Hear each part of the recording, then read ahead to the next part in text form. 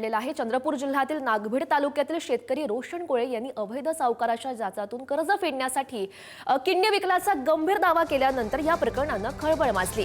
या प्रकरणी ब्रह्मपुरी पोलीस ठाण्यामध्ये एकूण 6 अवैध सावकारांच्या विरोधात गुन्हा दाखल झालाय। दरम्यान हे किडनी विकणारे रॅकेट आहे का या दिशेने पोलीस तपास करतायत। चंद्रपूर येथील शासकीय रुग्णालयामध्ये करण्यात आलेल्या सोनोग्राफीमध्ये पीडित शेतकऱ्याची डाव्या बाजूची किडनी काढण्यात आल्याचं स्पष्ट झालं। डिसेंबरपर्यंत पोलीस कोठडी त्याला सुनावण्यात आली आहे।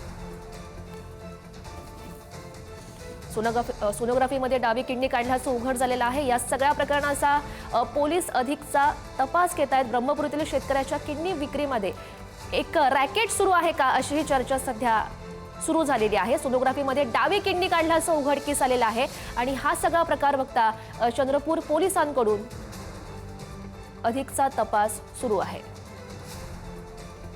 आणि या सगळ्या संदर्भात अधिकची माहिती जाणून घेऊयात। आमचे प्रतिनिधी राहुल आपल्या सोबत आहेत। राहुल, खरं तर हा धक्कादायक असा प्रकार म्हणावा लागेल। पोलिसांकडून या सगळ्या संदर्भात काय माहिती प्राप्त झाली आहे? निश्चितच आपण महाराष्ट्राने सुद्धा बघितलेलं आहे। एका शेतकऱ्याला सावकाराचं कर्ज खंडवण्यासाठी किडनी विकल्याचा धक्कादायक प्रकार समोर आलेला होता चंद्रपूर जिल्ह्यातील नागभीड तालुक्यात। आणि आता या संदर्भात पोलिसांचा तपास सुरू आहे।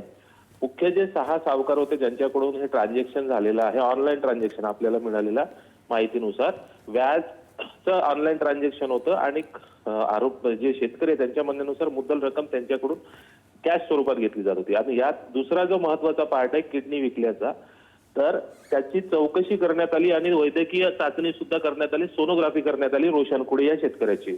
तर डाव्या बाजूची किडनीचा अहवाल आलेला आहे की ती काढण्यात आलेली आहे। त्यानंतर या संपूर्ण प्रकरणाचा जो तपास आहे, आता हे रॅकेट आहे का, याचा संपर्क कुणाशी झाला, हे किडनी काढण्यासाठी कंबोडिया या देशात जात असताना कुठकुठल्या व्यक्तीसोबत कशा कशा प्रकारे यांचा शेतकऱ्याचा संपर्क आला, या पद्धतीनं पोलिसांचा तपास सुरू आहे।